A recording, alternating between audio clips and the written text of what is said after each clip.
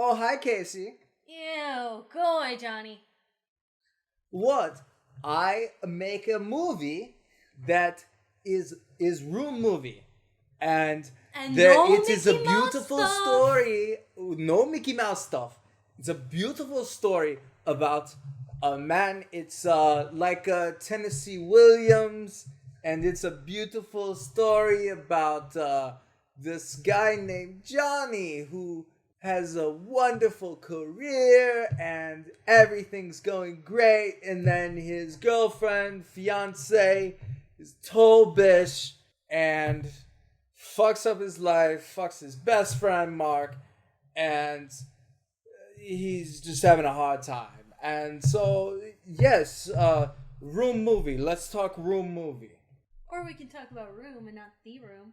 Yeah, I think that might be a better idea. Okay, let's do that then.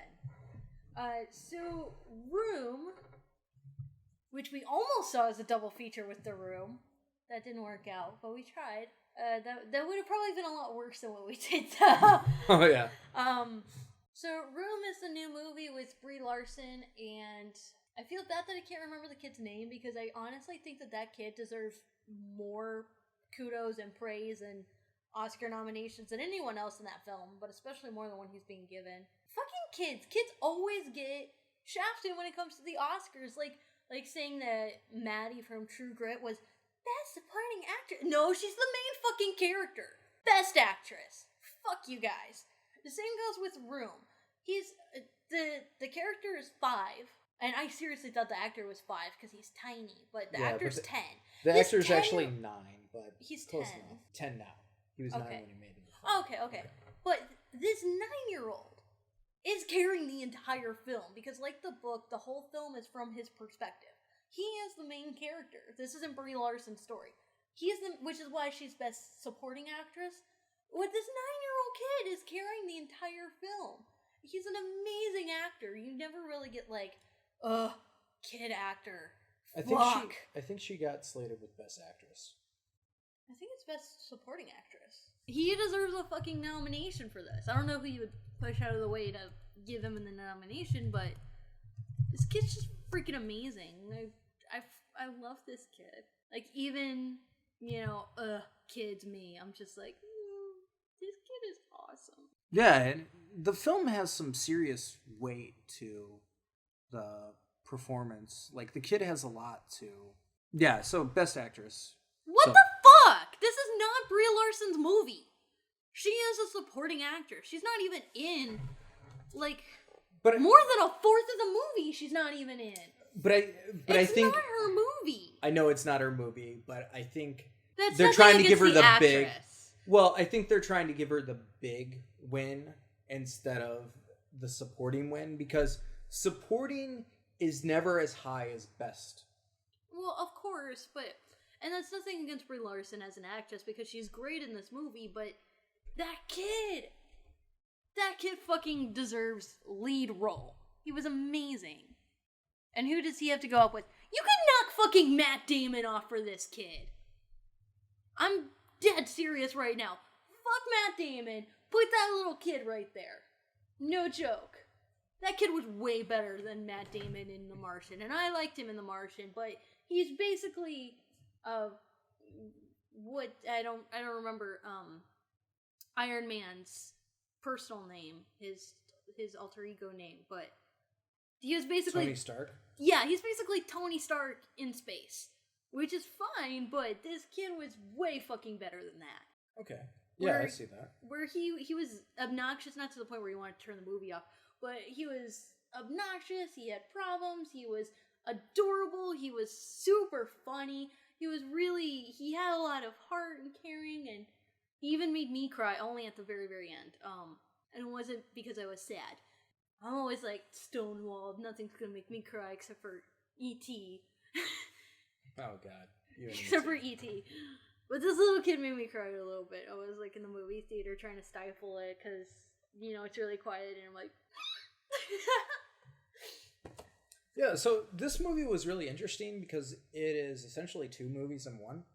Yeah, that's what I liked about it, is that it could have stopped, but it just kept going. And I think if it had stopped where it could have, I would have been like, I want to see what happens next because that's the interesting part.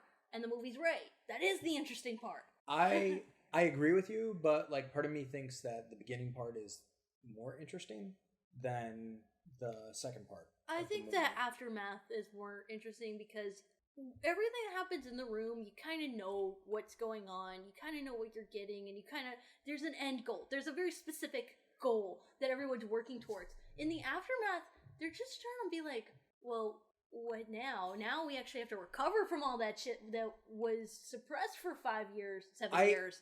I depending. like Room. I think that's a lot more interesting. I like the Room stuff because Room had a personality to it. Yeah.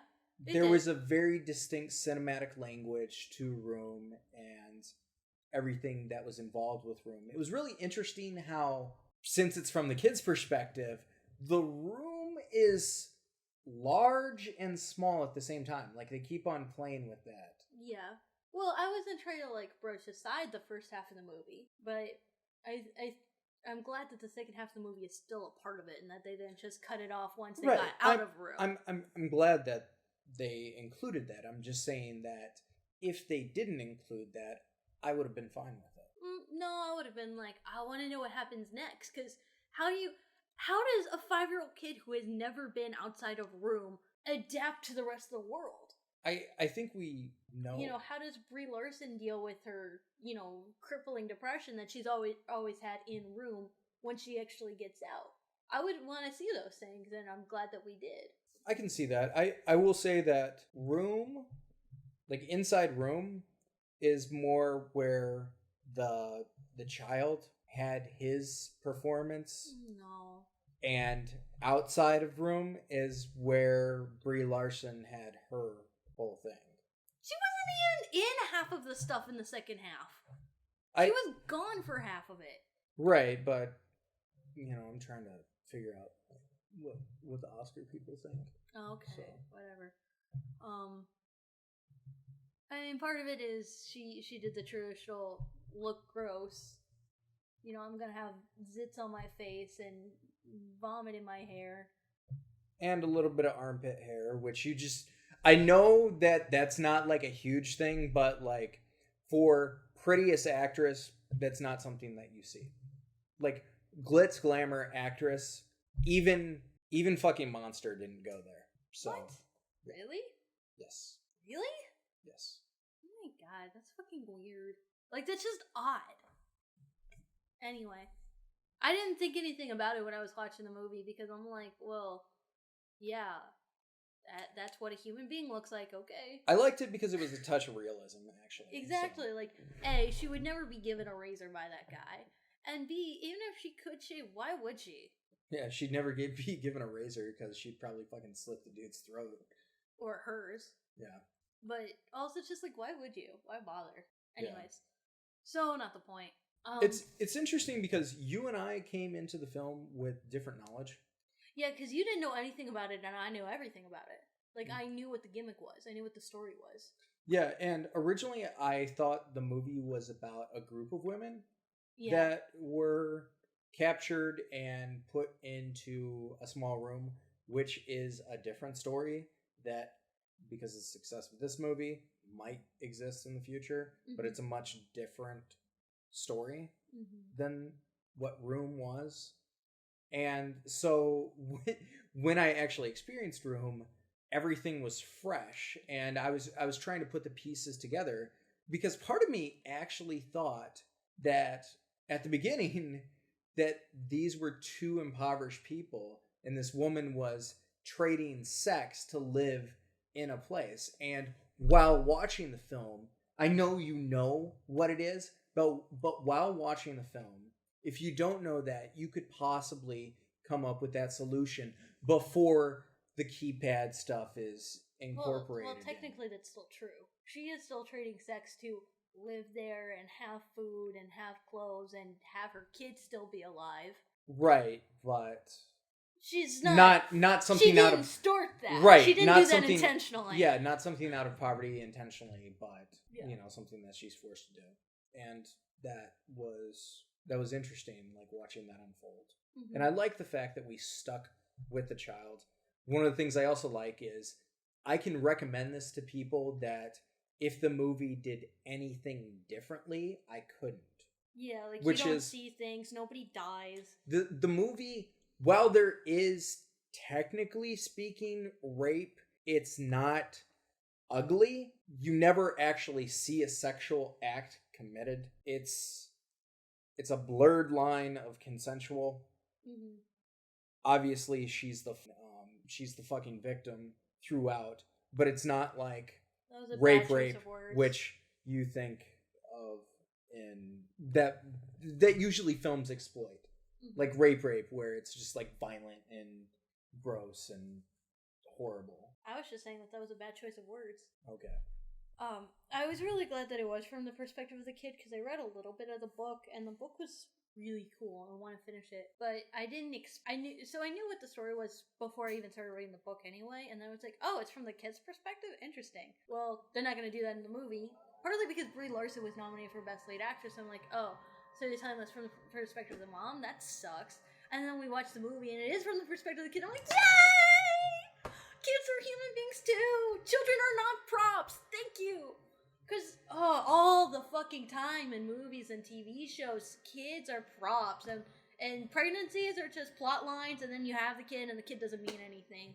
Or like kids have to act like 4 years younger than their age, which annoys the shit out of me.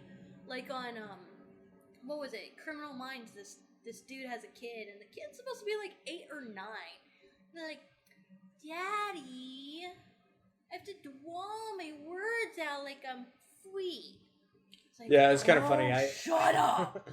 I actually talked with a child actor one time when I was art director on a set, and I was like, yeah, I really hate when movies treat children like they're younger. And the kid was like, yeah, I really hate that too. I really hate like being like an 8-year-old kid when I'm 13 years old. Was he 13? Yeah, I think he was 13. The brother? He was Yeah. 13? He looks so young. He looks no so wonder young, he keeps but getting yeah. typecast as 8. I thought he was like 9. I thought he was a little bit Well, older, I mean, but not look 13. at this. I mean, look at the kid in the movie. He's a 9-year-old that's getting typecast as a 5-year-old and a just turned 5-year-old. I'm 5. Now I know everything. When I was 4, I didn't know anything. Now I'm 5 and I know everything. Yeah, but he has a couple cheesy things like that, but overall, he's a person.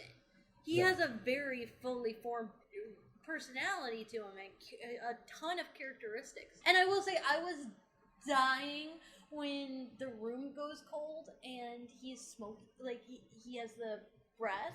He's like, Mom, look, I'm a dragon. We're like, oh my god, kid, I do that in the winter too. Like, I just wanted to tell him that through the screen because I'm such a dork. I was just like, I know, let's be dragons together. But overall, it works because he has times when he's not cute. He's just screaming because he doesn't understand or because he wants to have his way, but you don't begrudge him for it because you're not just like, oh, kid actor. You know, and it's not from the perspective of the mom where the kid is just a kid and she just has to deal with him, you know. I like that. And he has the whole... He's a much better written character than most protagonists are in movies. But the part that really made me cry was... the part that really just made me burst into tears was when he said he wanted to cut his hair off. And the grandmother's just like, oh, okay, sure, but are you sure? He's like, yeah, I know that's where my strong is, but my mom needs really strong more than I do right now. I was like, oh my god, kid! I couldn't deal with that. I legitimately couldn't deal with that in the theater. I was just so blubbering. All the feels. Just having a little kid do something that selfless is very impressive. But it just shows a particular insight that you just don't see characters have in movies. Like, even in I've films, seen that. characters... I've seen that sentiment with kids. I mean, yeah, but there's so many times with character interactions where they interact with each other on such a shallow level because they have to, because the audience don't know them on anything more than a shallow level. You know what I mean? And that was an exchange that only works because you understand both characters on a very deep personal level, like they're actual people. I think there's a lot owed to the script in this film. Yeah. Which I have to give a lot of compliments to the people who adapted this book into the screenplay. Which was the author. The author who wrote the book was one of the co-writers to the adapted screenplay. Okay. I mean, you look at the source material, you look at what the story is, and this could have easily been like a boring Lifetime movie. Yeah. And the movie manages to make life in a single room fascinating, and the other parts fascinating as well. Now, you and I disagree with how fascinating the other part is, but not really. I mean, I think we're arguing petty semantics on that part. I think we both appreciate both parts. I think we just our amount of likingness for it varies slightly. Right. I don't think it's like that big a deal where it's like we're butting heads over the actual quality of the film because we think that without this part it would have been complete garbage or something stupid like that. It's not that intense. Well, I will say that without the kid's perspective of things, the movie would be very different, and I don't think the movie would be as good. I completely agree. That kid sells the movie. Without that kid, the movie completely fails. Yeah, I agree. However, the Oscars don't see it that way. Oh, because he's a kid. They're like, oh, well, that doesn't matter. Well, he's like, a kid. Fuck. Well, he's a kid competing against Leonardo DiCaprio. Let's not give the nomination. Well, hang on. Or you got some people that are like, well, Eazy-E didn't get nominated, so why should this kid get nominated?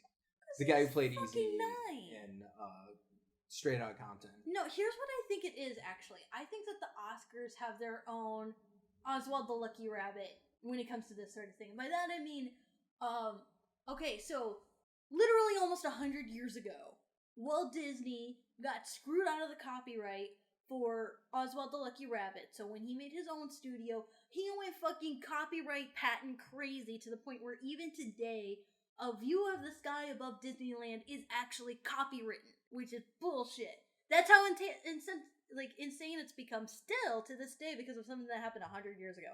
I think the Oscars actually have this because of Rin Tin Tin.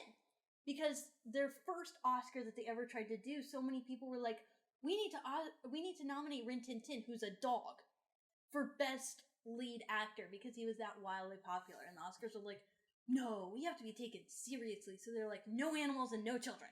Right, and even if you go to film school, the rules that they tell all the film students are no animals, no children, no water. No, not no water, no guns. Well, that's our film school. I'm talking about film school in general. Oh, okay. Because in our film school, they don't really care about water. I've seen a lot of productions that have major water fixtures in them and they don't care. At our school, they have those 3 rules and every film has to break at least one, if not all 3. Because I've seen films that break all 3. Right, and, part of me says, just because you break the rules doesn't mean that your movie's good. I don't know, except for your film, I really don't know of any film that doesn't break at least one of those. None of my films broke any of those rules. I know, but besides that, and besides documentaries, I don't know what films didn't break one of them. They all have at least a kid, or at least an animal, or at least a gun. Even though I will say that once I actually release Accidental Gods, having kids in those roles works better on a script level. And teenagers. Yeah, I do want to have teenagers in a revised script of that. I think teenagers would have worked really well, and also made them more perturbing. But I mean, yeah, it is definitely a combination of acting and direction and script. I mean, if you took any of those elements away, the film wouldn't have worked. But working it all together really. Oh, there was a very cute bit with the PD that I really liked. In Room, they have an African violet. But since it only has a certain amount of sunlight from the skylight, it doesn't flower. Which, that's what's going to happen with African violets if they don't have, an insane amount of sunlight. And then, at the end of the film, they're healing, they're recuperating, they're playing with an African violet again, but this time it's flowering, and I thought that was a very nice bit of PD work that I noticed. You're like, I don't know anything about flowers, dude. I don't. I am not a botanist. Well, I'm not a botanist either. My grandmother has African violets, so that's really the only reason I would know, but I thought that was super cute. Speaking of, I just want to say this is a slight tangent. I'm sorry I'm bringing this up. But I was actually art director on a set. And on the set, it was like an Airbnb that we went to. And in the apartment, there was no marijuana anywhere around that I could see. But there was like botany everywhere, like aficionado. There were like posters. You could say maybe even a botanist. Yeah, it's possible that this person was a botanist. I don't know. Okay. But like there were posters of like plants and like the anatomy of plants, and then they had like hundreds of different plants in the apartment, and I was just like, wow, this person really, really loves plants. Okay. I bet I know what their favorite movie is. E.T. No. Because they were like extraterrestrial plants. But what I was thinking of was little shop of horrors, bop shabop, little shop of terrors, I'm sorry, I know every song in that movie, but I also, anyway. Yeah, so Room is definitely a breathtaking movie. I really hope that it gets some love at the Oscars. I mean, it's a lot more original and interesting than a lot of concepts from movies we saw this year. Right, and like even, compare it to Bridge of Spies, which was Bridge of Spies. Oh my god! You made fucking Schindler's List. You have Steven no Spielberg. excuse what for making fuck? a boring World War II movie. Because that's the one thing people will be like, oh, there are no bad World War II movies. Well, yeah, there are now. No, there are bad World War II movies. They exist. Yeah, but like Steven Spielberg's now made one, so I guess he's made a little bit of everything. I mean, I heard War Horse was kind of boring, but that was World War One. Yeah. Just like, my god, Bridge of Spies was so painfully dull, and there were enough good, like really actually good moments in the movie that when you look at the Oscars, it's gonna look like a great movie. But if you put all those moments together, it'd be less than 5 minutes. Yeah, I mean, there's like the airplane sequence, and which was really excellent. And there's like this Berlin Wall sequence that's kind of good. Kind of good. Yeah, I would say kind of good. Yeah. There's this great scene at the dinner table where he's putting out his hand to his wife for them to all like pray around the food, and the wife really doesn't want to do it, and she just like sort of smacks his hand away. That was cute. But like, I'm really grasping for straws there to try to like come up with good moments. Right. And the whole movie looked fake as hell. Room had a great dinner scene, which is William H. Macy refused to look at the sun. Never looked at the sun in the entire movie. That never happens because after that scene, we never see him again. And part of me understands, like, as a man, understands his disdain towards the child, even though it's not justified. There is this idea that men have where that is a part of a man with that child. Well, right. I mean, that was the thing in the movie, was that he doesn't want to look at him because it's half this guy who imprisoned and raped his daughter for 7 years. Like, yeah, I don't think that was lost on anybody. Right. I don't think anybody was in the movie theater going, huh? Right. No, but some people will automatically dismiss him as like, oh, he's a dick, blah blah blah. It's kind of justified. Although it's even though you just said it wasn't justified, it's not the kid's fault. Right, and even he knows that it's not the kid's fault. It's just something instinctual that he can't help. Yeah, and given the time frame that the movie had afterwards, we weren't given enough time for him to accept the child. Yeah, I think so too. And it would have been forced if he did. Yeah, that would have been really weird to have that scene. Lifetime would have done it. But I also like the fact that this movie never once becomes anti-dude. That doesn't happen. Yeah, I think part of that is no. I was gonna say part of that's because it's directed by a guy, but like no. I mean, Jane Campion, like, is given every fucking opportunity in her films to be like, fuck men, and she doesn't take it. Right, and I mean, in this film, you had you had the kid next door as well, but most especially, you had the grandmother's new boyfriend, which sounds a lot creepier than it really is. In the movie, it's not creepy. He was cool. He was very cool, exactly. He was very supportive and understanding. He was an awesome person who happened to be a guy. He was great. I'm hungry. I think I'm gonna go to the kitchen. Yeah, seeing him with the kid was just he really knew how to talk to him too, it was really refreshing that the person that he could talk to who wasn't his mom was another guy. Not in like this macho alpha male pack thing. But in this thing of like the only guy that he's ever known is this boogeyman, but he can still relate to other guys. Yeah, it's nice to see when movies represent guys over the age of 18 as sympathetic. Yeah, not just like these weird alien things or just flat out evil motherfuckers. Yeah, well, especially if it's like women centric, then. Well, if it's women centric, the man is either evil or he's dumb. It's one or the other. Or he's just the complete object of affection, like. Which usually means that he's dumb. Yeah. Usually, the love interest in a movie, his major flaw is that he's stupid. He's stupid, but he's really hot. Well, so like, even if he's not IQ stupid, the problem is, oh, he just doesn't understand her. Oh, he just doesn't get it. Oh, he's like, he just, like emotionally stupid is what I'm trying to say. Anyway, and to be fair, I would say the exact same thing if Jack was a girl and she was getting along with him. Because, it just shows it as going, even though we're bringing gender into it, it shows that it's going past gender. It's just a human thing. Because it could be a thing of the only man he's ever known is this evil boogeyman. If he did hate guys and distrusted guys, you could understand that. Like, that would be a scene where it wouldn't be, like, super misandrous, I suppose. I guess. Ish, maybe. But it's better that they went the way that they did. Well, blatant sexism looks stupid either way it goes. No, I completely agree. But in that situation, you could understand that happening to Jack, but I like the fact that they didn't try to do that. It works better that he gets along with both of his grandparents, including his grandfather, step-grandfather. I don't care. So I mean, that was a good part. But I liked seeing all the aftermath. Because Rome works very well universally, because I think that applies to any broken home.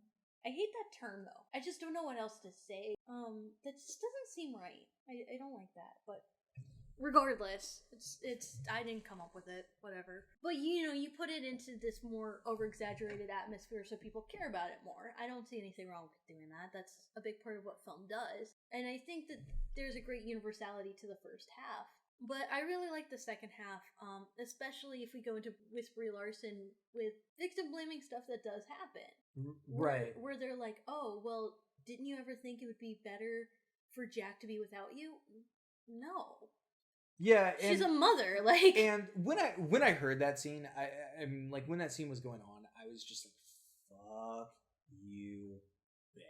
Well, everybody was, of course, but I like the fact that when they tried to address real victim blaming, it wasn't over the top or silly or like something that would never really happen or that would only happen if someone was a complete dickbag. Like, that's shit you actually do here. That's actually something really worth addressing socially. Yeah. A lot of the questions that reporter was bringing up, just things like, oh, didn't you ever think about killing yourself? As in, like, trying to say, like, you probably would have been better off if you killed yourself, then you wouldn't have put your kid through that. But, I mean, people would have really said that shit. I could understand that. I know. It's kind of stupid, though, because it's, like, common sense. Well, like, common sense like... I'm gonna ask you a common fucking sense question, because apparently, like, the outside world can't, like, fucking figure out the fucking context clues for shit. I'm sorry. No, I'm just trying to figure out what you mean. Well, the fact that a woman is trapped in a fucking room for 7 years, of course people are gonna fucking think about killing themselves. Well, I mean, yeah, of course. But just, like, that implication of, like, oh, maybe you should have killed yourself before you had a kid, or, oh, you should have figured out some way to get Jack out of there without you, which is what she did. The whole thing was stupid of just like, oh, wouldn't Jack have been better off without you? What, in the fucking foster care system? Probably not. Yeah, no, the foster care system is, like, really fucked up. Yeah, and, really fucked up. Speaking as somebody who, like, almost like went into the foster care system. Yeah, like, you know, if I can thank my mom for like one thing, it would be like, thank God for like, not having me go into the foster care system. So many fucked up people come out of the foster care system. Yeah, oftentimes people who are criminals, people who rape, people who do a lot of stuff. Foster care system. Like, look up the statistics. I'll try to find it and I'll put it in the description below. So much that there's even like, a cute little rhyme for it. Raised in the system, stays in the system. Yeah. And I mean, the whole argument, even Hillary Clinton was trying to do this when she was trying to make abortion less happening, I guess. Her idea was, well, let's just encourage women who don't want to have their kids to give up their kids for adoption. There's a very good reason why most women don't want to do that unless they can specifically get together a Juno situation. Right, you know? And, like, you can see why she actually had the kid in the situation because, like, you know, given most situations, like, obviously the woman would have tried to, like, abort and all that kind of stuff, but, like, she was trying to get out, so having the kid might be a way out, you know, and, like, everything that she did, like, you know, even putting the scalding water on his forehead so that he would seem too hot was a way to try to get him out. Yeah. I fucking hated that woman because I was like, no, she's a good mother. Don't try to make her feel bad about this. Yeah, because she was an awesome fucking mom. I could see the court system trying to take the child away because of how fucked up that situation is, and that possibly running the risk of the child's health. You know, because sometimes investigated that. Right, but sometimes people in hostile situations like that might kill their kid.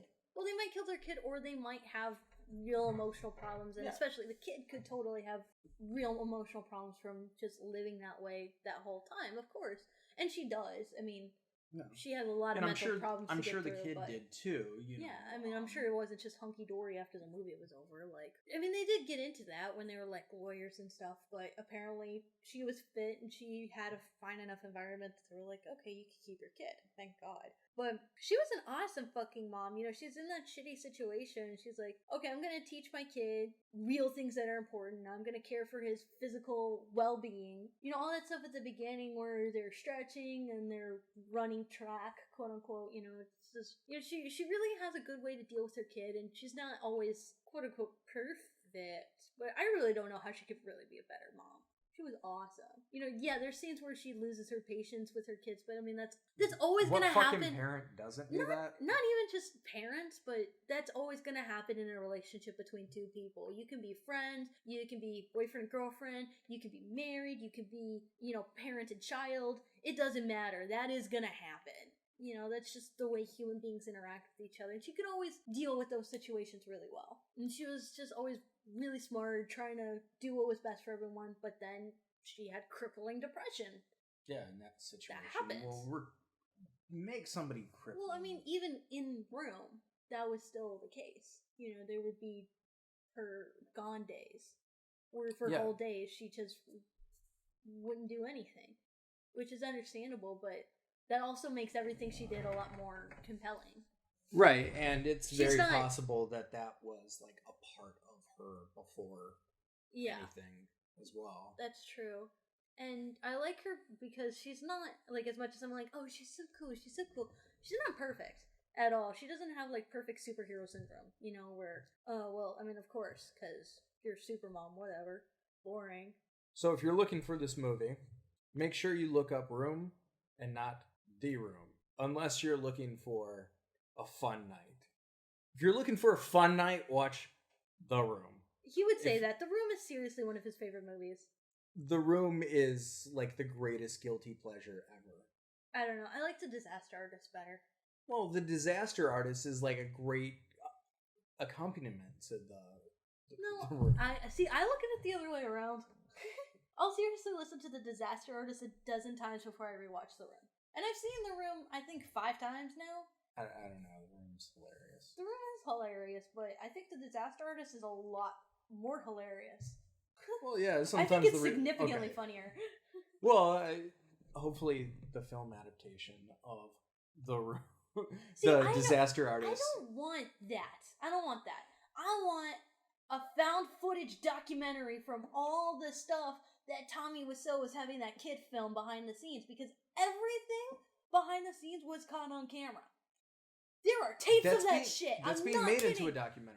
See, that's the movie I want. I don't care about this James Franco, whatever, I'll stupid take fictional both. bullshit. I'll take I want both the of them. documentary. I'll take both. No, of them. I want to see the real Tommy Wiseau Hopefully, fucking shit up. Hopefully, the success of the other one allows for the for like a true documentary on the making of The Room. No, to be made. I just want the found footage, just But- the tapes. But apparently, there's a documentary talking about like the history of Tommy. So Oh no! Don't do no. That's private. I really think that I think Greg Sestero was pretty tasteful in how much he did specify and didn't specify.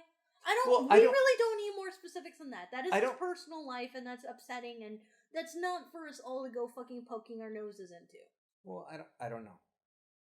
I don't know what the documentary is going to get into. Well, anyways, let us know what you thought.